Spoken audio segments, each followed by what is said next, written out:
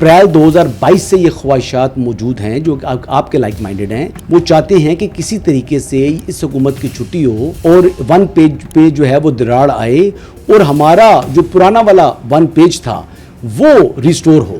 सुहेल वड़ाई साहब की तो ख्वाहिश है कि मोहसिन नकवी साहब मुल्क के वज़ीर-ए-आज़म बने, शहबाज शरीफ साहब घर जाएं। सूबे मुझे जल्द बनते हुए दिखाई नहीं दे रहे। जो तकड़ा उम्मीदवार होता है वो डांग सोटे का काम करता है। डांग सोटा कहते हैं, होती आजकल बंदूकें हैं।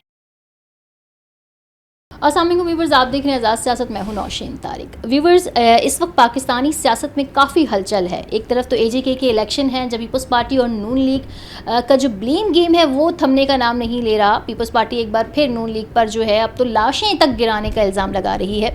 दूसरी जानिब मोहसिन नकवी के बयान के बाद जो पेंडोरा बॉक्स खुला है वो खुलता ही चला जा रहा है। कोई 6 महीने के टाइम फ्रेम की बात कर रहा है, कुछ मार्शल लॉ लगने की बातें कर रहा है, कोई हुकूमत के टाइम पूरा होने की बात कर रहा है, तो कोई सीनियर सहाफ़ी जो हैं वो इस पर जो है वो कॉलम तक लिख डाले हैं उन्होंने। लेकिन असल में क्या हो रहा है और क्या पॉसिबल है, इस पर बात करेंगे। मेरे साथ मौजूद होंगे सीनियर सहाफ़ी तजज़िया सयूब खान साहब। अस्सलाम वालेकुम। वालेकुम अस्सलाम। कैसे हैं आप?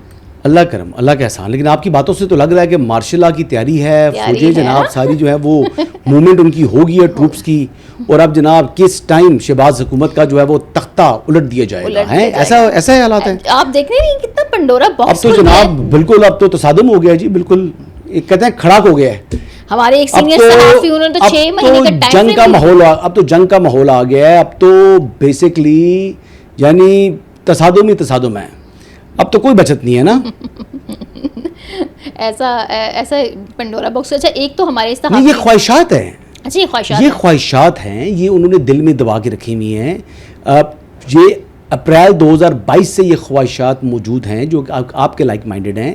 वो चाहते हैं कि किसी तरीके से इस हुकूमत की छुट्टी हो और वन पेज पे जो है वो दरार आए और हमारा जो पुराना वाला वन पेज था वो रिस्टोर हो।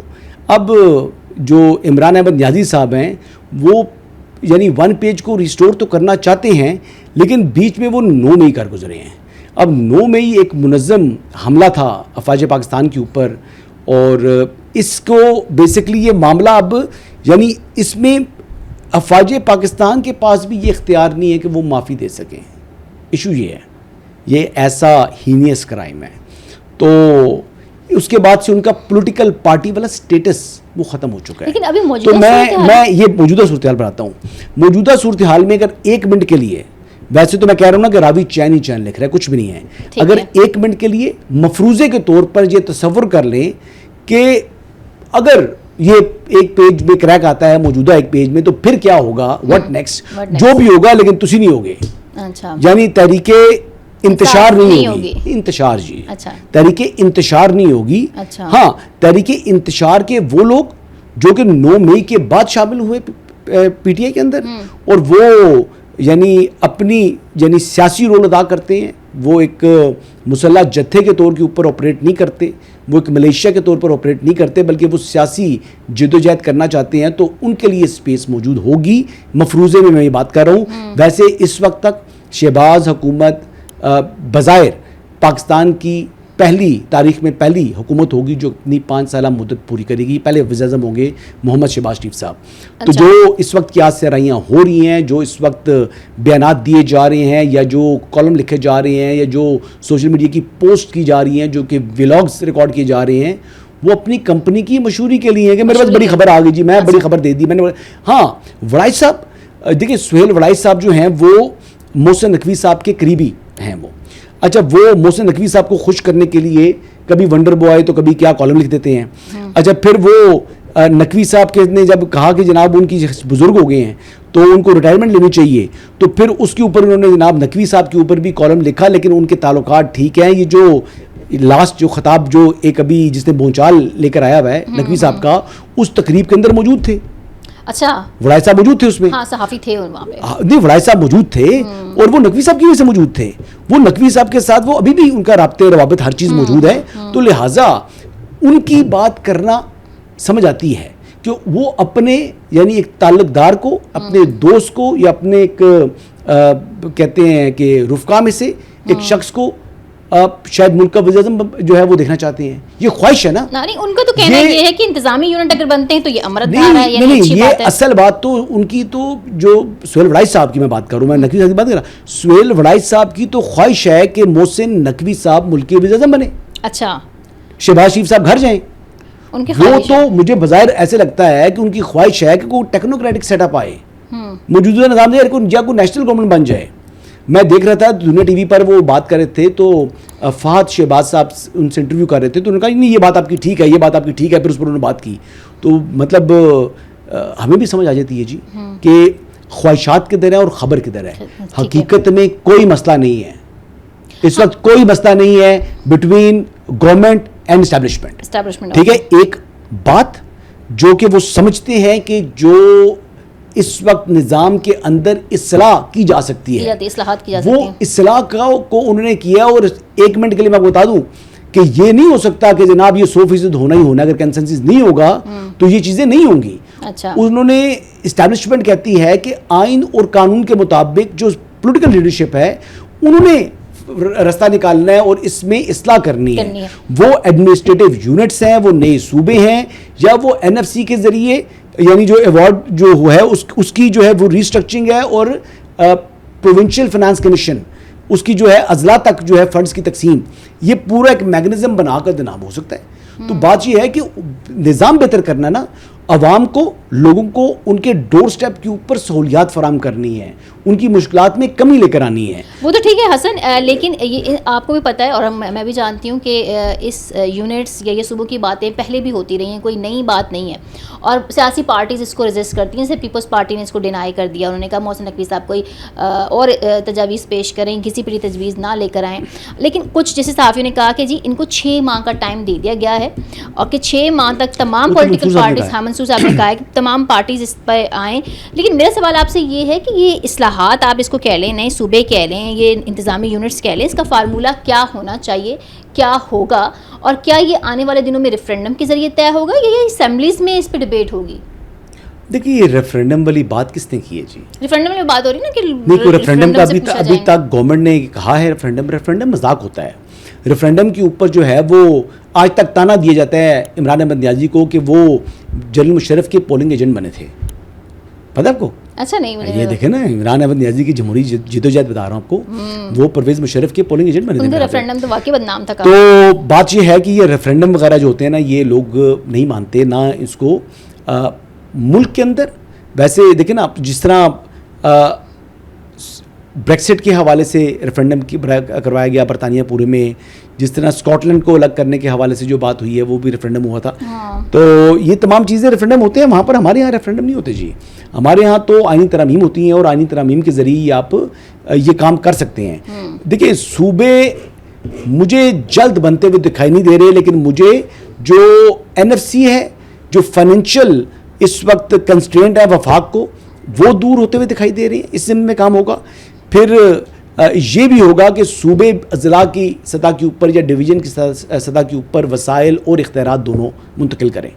तो ये चीज़ हो सकती है और ये होनी चाहिए। और मेरे ख्याल के मुताबिक सूबों के ऊपर भी अगर कंसेंसस हो जाए जी तो कोई मसला नहीं है। देखिए, MQM तो कराची को अलग सूबा बनाना चाहता है ना जी, उन्होंने तो प्रेस वो तो कितनी मुस्तफ़ा कमाल साहब, इससे पहले भी जब 27वीं आनी तरमीम आ रही थी तो उससे पहले मेरी आसिया इसाक जो MNA है उनसे बात हुई, और वो यही कह रही थी कि जी हमारा तो मुतालबा यही है। तो फिर उनको कहा गया जी कि हम बल्दियाती इदारों के हवाले से तो हम जो है ना वो आपकी आइन में जो तरमीम करनी है वो हम 6 माह बाद करेंगे। वो 6 माह भी गुजर गए, फिर 28वीं आइन तरमीम नहीं आई। वो तो लोग ला चुके थे ना। देखिए, अब यहाँ पर इस मुल्क में क्या होता है, पहले जनाब 28वीं आइन तरमीम आ रही थी, फिर वो नहीं आई, फिर कैबिनेट में जो है वो रिस्ट्रक्चरिंग कर रहे थे, फिर जनाब वज़ीर दाखिला और वज़ीर खारजा तब्दील कराने शुरू कर दिए। अब देखिए, आप सुनते जाएं, और अब जो है वो नए सूबों के हवाले से 6 माह की मुद्दत और 2 माह की मुद्दत दी जा रही है। और बस कर दो यार, कभी फिर पहले जनाब इमरान खान फ़लाँ तारीख को बाहर आ रहा है, फ़लाँ तारीख को ये हो रहा है, ये नजूमी जितने भी सारे हैं इनकी तमाम की खबरें मुँह पर लगती हैं इनके, ठीक है।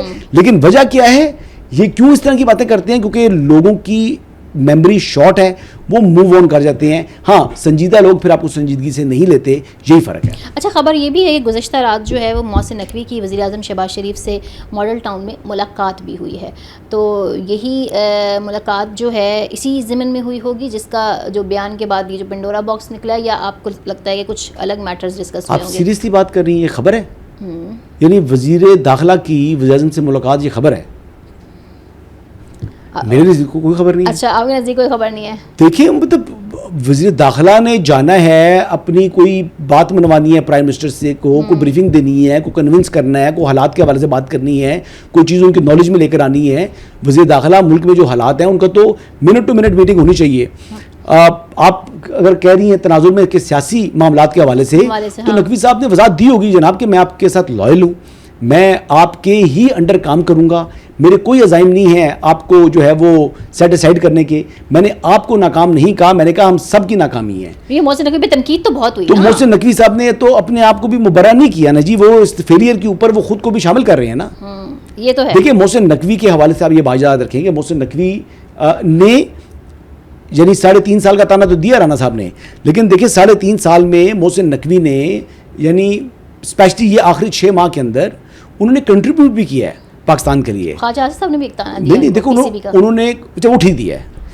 क्रिकेट तो डाउन हुआ है ना जी, तो सामने आ गया, नमूने के तौर पे वहां से स्टार्ट वो तो सामने आ गया ना, वो तो इसमें ऑब्वियस बात है, मतलब ये तो सामने दीवार पर लिखी हुई है। मैं आपको बता रहा हूँ, मेरे बेटे ने जो CDF की बेटी का वलीमा था उसके ऊपर वहाँ पर मेरा बेटा भी मेरे साथ था, तो जब वहाँ पर बहुत से लोग खड़े हुए थे तो उसने एक बंदे का जिक्र किया, मैं नकवी साहब से मिलना चाह रहा हूँ, he is the chairman PCB। ठीक है, अब क्रिकेट का शौक है, अब उसने बाकी कोई बड़े बड़े लोग खड़े हुए थे, इंटेलिजेंस के हेड भी थे, तो उन्होंने कहा जी नहीं, मैं तो नकवी साहब को मिलना है। मैं भी गया नकवी साहब के पास, मैंने कहा जी बेटे ने कहा है कि सिर्फ एक बंदे से मैं मिलना चाह रहा हूँ, वो आप हैं। तो वो नकवी साहब ने मुझे कहा जी कि, मैंने कहा पता क्यों? कहते चेयरमैन क्रिकेट बोर्ड हैं आप। तो हंसे वो आगे से, और बेटे ने मेरे कहा जी कि बाबर आजम को दोबारा टीम में लेकर आए। तो मतलब ये उसने वहाँ पर डिमांड की। तो खैर बहरहाल मैं कहने का मकसद ये है कि उसमें तो मैं ख्वाजा साहब की बात से एग्री करता हूँ, क्योंकि जब तक टीम परफॉर्म नहीं करेगी, हमें पहले 3 पोजीशन में कम से कम लेकर आते हैं, तो फिर तो मैं कहता ठीक है, किसी जगह भी 3 जो है ना वो पोजीशन में नहीं, किसी फॉर्मेट के अंदर।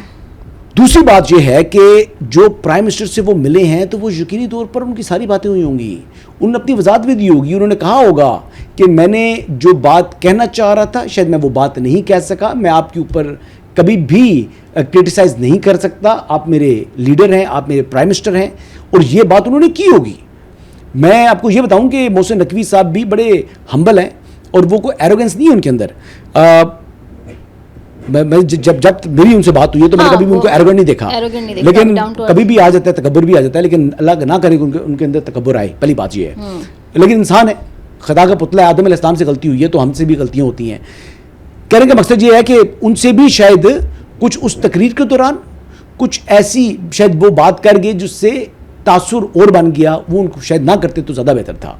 मैंने आज तक ये बात कर रहा हूँ, मैंने पहले दिन ये बात की थी कि जो नौजवानों की होप मेरे लिहाज से किल की है उन्होंने, वो ना करते तो ज़्यादा बेहतर था।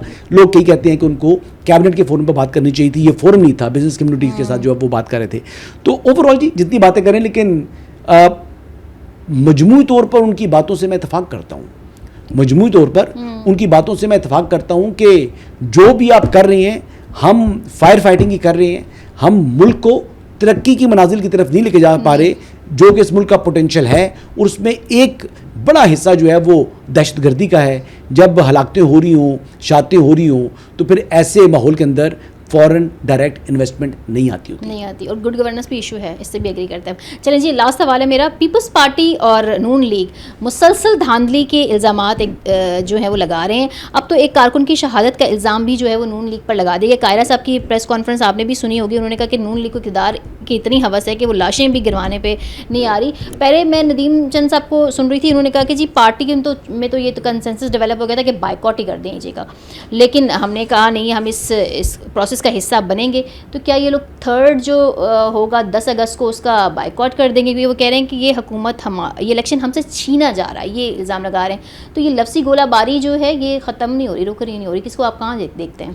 देखिए, वहाँ पर जो AJK है ना, वहाँ पर माहौल ऐसा होता है इलेक्शंस के दौरान, वहाँ फायरिंग्स होती हैं, वहाँ पर इस किस्म की लड़ाइयाँ झगड़े होते हैं, और कल एक अफसोसनाक वाक़या पेश आया। मेरे बड़े करीबी दोस्त हैं, बचपन के दोस्त हैं, सलाउद्दीन जुनेजो, सांगड़ से उनका जो है वो ताल्लुक़ है, MNA है, पाकिस्तान पीपल्स पार्टी से वाबस्ता हैं, और वहाँ पर यानी उनका इलेक्शन में ड्यूटी लगी हुई थी। वहाँ पर उनकी जो पीपल्स पार्टी के उम्मीदवार का झगड़ा हुआ वहाँ पर, और मुस्लिम लीग नवाज़ के बजाय कोई उम्मीदवार थे कि लोग थे या कुछ शरारती लोग थे, लेकिन उन्होंने मुझे बताया कि जिस तरीके से उन्होंने फायरिंग की है वो सियासी लोग दिखाई नहीं दे रहे थे। तो वहाँ पर वाक़यात हुए हैं जी। अब ये गोली जो लगी उनका अंगूठे में लगी है सलाउद्दीन जुनेजो के, और आज उनका ऑपरेशन था 11 बजे सुबह। तो रात को मैं उनके साथ ही था जी, काफ़ी लेट आवर्स तक उनके साथ रहा हूँ। अल्लाह ताला उनको सेहत और तंदुरुस्ती अता फरमाए। लेकिन ये कुछ वाक़यात हुए हैं, और ये माजी से भी जो है इनकी रवायत मिलती है। क्या मुनज़्ज़म धांधली हुई है, कोई फेवरेटिज़म इलेक्शन कमीशन ने अगर दिखाया है तो उसको पॉइंट आउट करें जी, और अगर इलेक्शन कमीशन के अंदर कोई रेमेडी उनको अवेलेबल है तो उसको उनको बेसिकली जो है वो हासिल करना चाहिए, उसको फॉलो करना चाहिए। और लास्ट में उससे ऊपर भी उनके पास अपील के फोरम्स मौजूद हैं, तो अपनी तमाम लीगल रेमेडीज इस्तेमाल करें। लेकिन ये जो खाली बयानात से या धांधली कहने से जो शिकस्त हुई है, ये शिकस्त से जो है ना वो राय फरार इख्तियार नहीं की जा सकती। वहाँ पर पाकिस्तान पीपल्स पार्टी को शिकस्त हुई है। और देखें कोई ऐसी कहते हैं ना कि जो रिगिंग जिस तरीके से ठप्पे लग रहे हैं, फलां हो रहा है, जैसे डस्का इलेक्शन था, चीज़ें थी, वो वैसी चीज़ नहीं है। ये तसादुम वो है जो पोलिंग बूथ से बाहर जनाब लड़ पड़े लोग, आप समझिए बात, बाहर लड़ पड़े, उससे ये होता है खौफ और राज फैलता है, वोटिंग स्लो हो जाती है। लेकिन ये नहीं होता कि अगर वोटिंग स्लो हो गई है या कम हो गई है तो उससे ये फ़र्क पड़ सकता है जी कि आपको जो ज़्यादा वोट पड़ना था वो कम पड़ गया, लेकिन 19-20 का फ़र्क पड़ता है। मतलब टोटल इस तरीके से कह देना कि जी हाईजैक कर लिया इलेक्शन, ऐसा नहीं है। ऐसा नहीं, मतलब आप कहने हैं कि कारकुन की शहादत तक तो उनका मौक़िफ़ ठीक है, लेकिन इलेक्शन उनसे छीना नहीं गया। लड़ाई झगड़े हुए हैं जी, कई जगहों पर दूसरे जो उम्मीदवार आने उन्होंने भी, जो तकड़ा उम्मीदवार होता है वो डांग सोटे का काम करता है। डांग सोटा कहते हैं, होती आजकल बंदूकें हैं, ठीक है, तो ये होता है यहाँ पर, मतलब शुरू से होता है, ये चला आ रहा है। और कई जगहों पर लोग जो हैं वो जो बैलेट जो बॉक्सेस होते हैं वो ले उड़ते हैं, कई जगहों के ऊपर जनाब वो बैग्स को ले जाते हैं, कई जगहों के ऊपर डस्का जगह इलेक्शन था कि वो जनाब ले गए, खलाई मखलूक ले गई, उनको जो सारा अमला था इलेक्शन कमीशन का उसको ले गई। तो यहाँ पर तो ये चीज़ें भी हुई हैं, लेकिन ऐसा कोई मुनज़्ज़म चीज़ नज़र नहीं आई। Thank you very much.